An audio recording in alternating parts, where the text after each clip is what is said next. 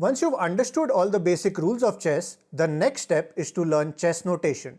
You might ask, why is this so important? Well, if you want to play a chess tournament over the board, or even if you're just a player learning the game, you need to know how to record your games.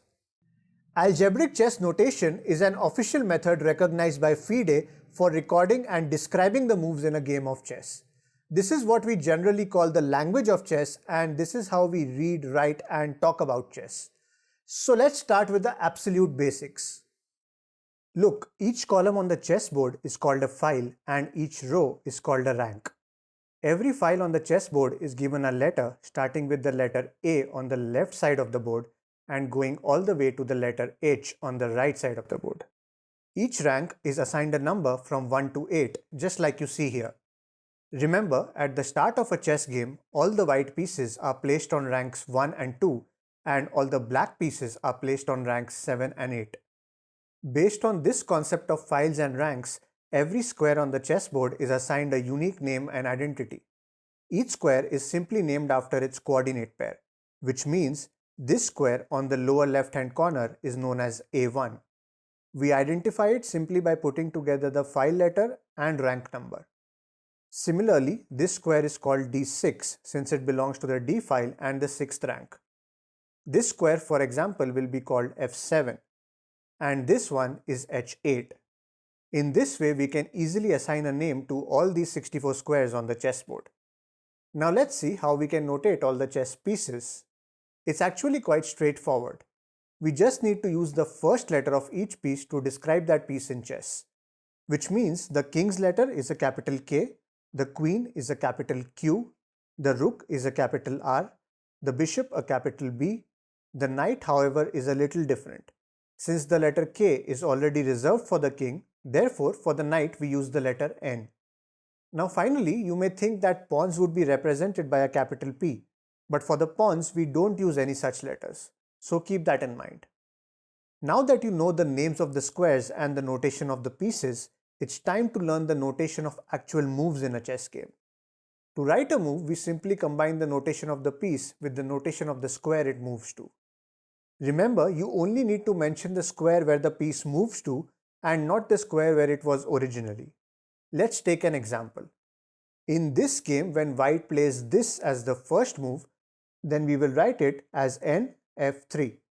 The capital N is for the knight and F3 is the square where this knight moves to. Another thing to remember is that a piece is always written in uppercase, whereas the letter of the square is always in lowercase. Now say, for example, black plays this move, then how will we write this? Yes, it will be written as D5. As I mentioned earlier, there is no letter for the pawn. And since the square it moves to is on the D file and 5th rank, therefore we write this move as D5 only. Similarly, this move will be written as NC3, which means knight has moved to C3. And this one will be written as BF5, which means the bishop has moved to the F5 square. As you can see, for every move, we first write down white's move followed by black's move. We keep doing this till the end of the game, and this is how we can record all the moves in a game of chess.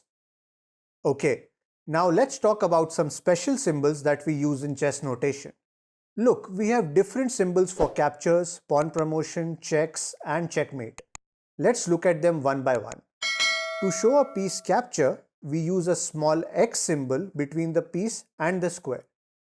For example, in this position, if white takes this knight on C6 with his bishop, then we notate it as a capital B for the bishop, followed by a small x for the capture, and finally C6 for the destination square where this bishop moves to.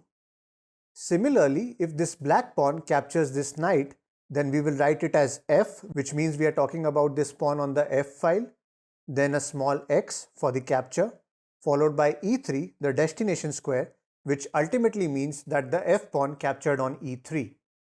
Okay, now let's talk about pawn promotion. When a pawn moves to the last rank and promotes itself, we generally use the symbol of is equal to, and after that we indicate the symbol of the piece it is promoted to. Say for example, in this position, if white moves this pawn from E7 to E8 and promotes to a queen, then we write it as e8 is equal to q. Similarly, if this black pawn captures this bishop on d1 and promotes to a knight, then we will write it as e cross d1 is equal to n. I think you got the point. Alright, now let's look at the symbol for a check. For a move that places the opponent's king in check, we generally use this plus symbol at the end. Here's an example. In this position, if white checks the black king with his rook, then we can simply write it as r for the rook, followed by a8, followed by this plus sign which signifies a check. Now in this same position, if white takes this pawn with his queen, then we can simply write it down as q for the queen, followed by a small x for the capture, followed by c5 for the destination square, followed by the plus sign for the check. So that's queen takes on c5 with a check. Okay, now let's talk about a checkmate. A checkmate is represented by the hash symbol just like this. For example, in this game, when this rook takes this knight on h4, it's a checkmate. Therefore, we will write it as r for the rook, followed by a small x for the capture, followed by h4, which is the destination square, followed by this hash symbol, which means it is a mate. Now let's move on to some special moves like castling and en passant. If you're not aware of these rules, then again I would recommend you watch my how to play chess video by clicking on this I button above. Let's talk about castling first. For kingside castling, which is the short castle, we use the special notation 0-0 or O-O, however you want to say it. On the other hand, for queenside castling, which is the long castle, we use the special notation 0-0-0 or the 3 O's. It's quite straightforward. Now let's look at en passant. In this position, if black plays pawn to f5, then white has the right to capture this pawn en passant. Therefore, when white takes this pawn, we will go by the same logic as we discussed earlier. We begin with the letter G, where this pawn was earlier, followed by a small x for the capture, followed by f6 and not f5 because f6 is the destination square for this white pawn. It's nothing different, just that you need to be careful about the destination square. Alright, now let's look at some unique positions where two or more identical pieces can move to the same square. Let's understand this with the help of an example. In this position, it's white's turn, and say for example he wants to move this knight to e4. Generally, you would simply notate this move as ne4, but the problem is that even this knight could move to the e4 square. So if we write just ne4, then how will you identify which knight has moved to e4? Well, in such situations where two or more identical pieces can move to the same square, we need to specify either the file, rank, or even both after the notation of the piece. In this case, both these knights are on different files. This knight is on the C file and this knight is on the G file. Therefore, when this knight moves to e4, we will notate this move as N for the knight, C for the C file where this knight was, followed by e4, which signifies that the knight on the C file has moved to e4 and not this one. Let's take another example. Now let's say black wants to capture this a6 pawn with this a3 rook. How will you notate this move? You cannot use this a here since both these rooks are on the a file. In this case, since the files of both the pieces are same, you will now need to check the ranks. This rook is on the 3rd rank and this one is on the 8th. Since both these rooks are on different ranks, we will use the notation of the rank. Therefore, we will notate this move as R for the rook, followed by 3 for the 3rd rank where this rook originally was, followed by X for the capture, followed by A6, which is the destination square. In summary, for such situations, you need to check in the following order of preference. First, you will check the files of both the pieces. If they are different, then you simply use the file name.